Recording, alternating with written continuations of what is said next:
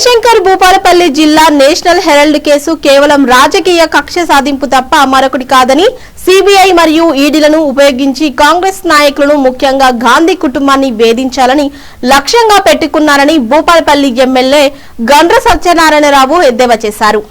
ఈ రోజు భూపాలపల్లి మంజూర్ నగర్ లోని బీజేపీ కార్యాలయం ముందు డీసీసీ అధ్యక్షుడు బట్టు కరుణాకర్ ఆధ్వర్యంలో నిర్వహించిన నిరసన కార్యక్రమంలో ముఖ్య అతిథిగా ఎమ్మెల్యే హాజరయ్యారు.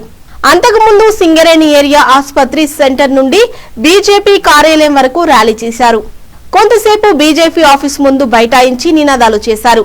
అనంతరం ఎమ్మెల్యే మాట్లాడుతూ నేషనల్ హెరాల్డ్ కేసులో ఈడీ ఫిర్యాదును కోర్టు కొట్టేసిందని, కేసులో ఎలాంటి ఆర్థిక లావాదేవీలు ట్రాన్సాక్షన్లు లేవని కోర్టు స్పష్టం చేసిందని తెలిపారు.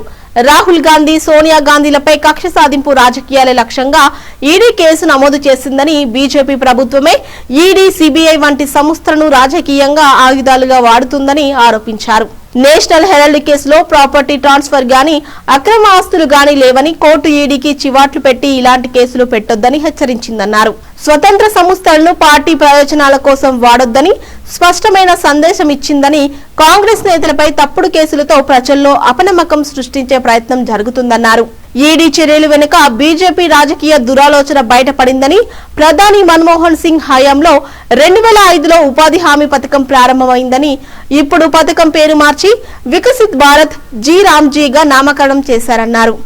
మహాత్మా గాంధీ పేరు తొలగించడం ఆర్ఎస్ఎస్ బీజేపీ ఆలోచనకు నిదర్శనమని, పథకాన్ని బలపరచకుండా నిర్వీర్యం చేసే ప్రయత్నం చేస్తున్నారని ఆయన ఆరోపించారు. ఈరోజు జయశంకర్ భూపాలపల్లి జిల్లాలో ఏఐసిసి, పిసిసి ఆదేశాల మేరకు గత 10 సంవత్సరాల కాలం నుండి రాహుల్ గాంధీ గారిని నేషనల్ హెరాల్డ్ కేసులో ఇబ్బందులకు గురి చేస్తూ అనేక రకాలుగా ఇటు ఈడీ అయితేనేమి ఇతర సంస్థలతోని విచారణ పేరుతో మానసికంగా ఇబ్బందులకు గురి చేసినందుకు గాను నిరసనగా ఈరోజు జిల్లా కేంద్రంలో ఉన్నటువంటి భారతీయ జనతా పార్టీ ముందు ధర్నా కార్యక్రమాన్ని నిర్వహించడం జరిగింది. ఈరోజు నేషనల్ హెరాల్డ్ కేసు అనేది ఒక బోగస్, నేషనల్ హెరాల్డ్ కేసు అనేది ఒక డొల్ల. నేషనల్ హెరాల్డ్ కేసు అనేది సోనియా గాంధీ గారిపైన, రాహుల్ గాంధీ గారిపైన కక్ష సాధింపు చర్యగానే ఇది దేశంలో ఉన్నటువంటి ప్రతి ఒక్కరూ మరి భావించడం జరుగుతూ ఉంది. ఈరోజు ఏదైతే ఈడీ మరి ఛార్జ్ షీట్ చేసిందో న్యాయస్థానం కూడా ఆ యొక్క ఛార్జ్ షీట్ను తిరస్కరించడం జరిగింది. రేపు మేము పదే గత 10 సంవత్సరాల కాలం నుండి సోనియా గాంధీ గారి కుటుంబం అయితేనేమి, రాహుల్ గాంధీ గారు అయితేనేమి ఈ యొక్క నేషనల్ హెరాల్డ్లో ఎలాంటి ఆర్థిక లావాదేవీలు జరగలేదు, మీరు ఎలాంటి విచారణలకు పిలిచినా మేము వస్తామని చెప్పేసి మరి సోనియా గాంధీ గారి కుటుంబం పదే చెప్పినప్పటికీ కూడా వాటన్నిటి బేఖాతారు చేస్తూ ఈరోజు గౌరవ న్యాయస్థానం వారికి ఏ విధమైనటువంటి చెంప చెల్లుమనేదో ఈరోజు దేశంలో ఉన్నటువంటి ప్రజలందరూ చూడడం జరుగుతూ ఉంది. ఈరోజు ఒక గాంధీ కుటుంబం ఈరోజు వాళ్ళ సర్వస్వాన్ని త్యాగం చేసిందంటే కేవలం గాంధీ కుటుంబం. అంతేకాకుండా ఈ దేశం కోసం మరి గాంధీ కుటుంబం వారి ప్రాణాలను అర్పించినటువంటి కుటుంబం మరి గాంధీ కుటుంబం. మరి వారిపైన ఇలాంటి అక్రమ కేసులు పెట్టి ఇలాంటి అన్ని రకాలుగా ఇబ్బందులు పెట్టడం అది ఎంతవరకు సమంజసమో ఈరోజు మరి నరేంద్ర మోడీ ఆలోచన చేయాలి. అంతేకాకుండా ఈరోజు ఒకటి చేస్తుండు.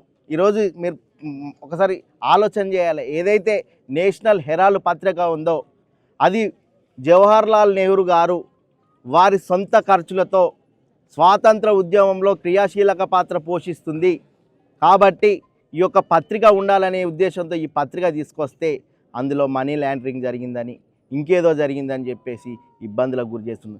కానీ ఇది నరేంద్ర మోడీ ఆ విధంగా కాదు కేసులు పెట్టేది.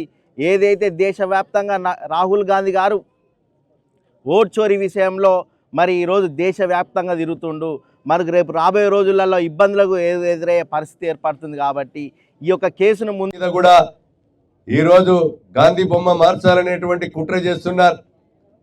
ఈ కుట్రలో భాగంగా నేనే ఈ యొక్క మోడీని భారతదేశానికి నేనొక్కని తప్ప వేరే ఎవరు లేడని మోడీ, అమిత్ షా లాంటి వ్యక్తులు ఏదైతే చేస్తున్నారో దాన్ని అందరూ కూడా ప్రజలు గమనించాలని కోరుతూ భారతదేశ వ్యాప్తంగా మేధావులు అన్ని వర్గాల ప్రజలు మరి గమనించవలసిందిగా నేను కోరుతూ వాళ్ళ విధానాలను తీవ్రంగా ఖండిస్తూ ఈరోజు జిల్లా కాంగ్రెస్ పార్టీ ఆధ్వర్యంలో ఏఐసిసి పిలుపు మేరకు నిరసన కార్యక్రమం కూడా శాంతియుతంగా తెలియజేయడం జరుగుతుంది. దీన్ని ప్రజలు గమనించాలి.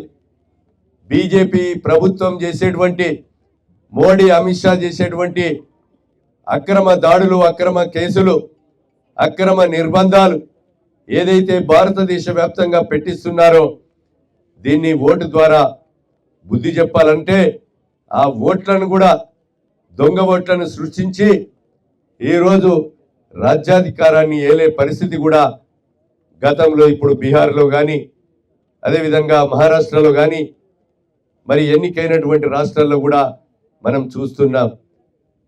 మన ఓటును చనిపోయినటువంటి ఓట్లను కూడా బతికున్నట్టుగా సృష్టించి బతికున్నటువంటి ఓట్లను చనిపోయినట్టుగా 1,00,000 ఓట్లను మరి తీసేసి ఈరోజు ప్రజాస్వామ్య విలువలనే మంటగలిపే విధంగా చేస్తున్నటువంటి యొక్క మోడీ అమిత్ షా విధానాన్ని ప్రజలు గమనించవలసిందిగా కోరుతూ రాబోయేటువంటి రోజుల్లో ఒక స్వతంత్రం తెచ్చిన పార్టీగా స్వతంత్రం కొరకు 12 సంవత్సరాలు జైలు జీవితం అనుభవించినటువంటి కుటుంబంగా, తెలంగాణ ఇచ్చినటువంటి కుటుంబంగా ఈ దేశం నాకు ముఖ్యమని 2 సార్లు మన్మోహన్ సింగ్ కు అవకాశం ఇచ్చి ఈ దేశం నాకు ముఖ్యమని రాహుల్ గాంధీ మరి అధికారాన్ని త్యాగం చేసినటువంటి వ్యక్తిగా, అదేవిధంగా ఈరోజు ఏఐసిసి అధ్యక్ష స్థానం కూడా ఒక దళిత బిడ్డకు ఇచ్చి అవకాశం ఉన్నా ఈరోజు దళిత బిడ్డకు ఏఐసిసి పగ్గాలు కూడా అధ్యక్ష స్థానం ఇచ్చి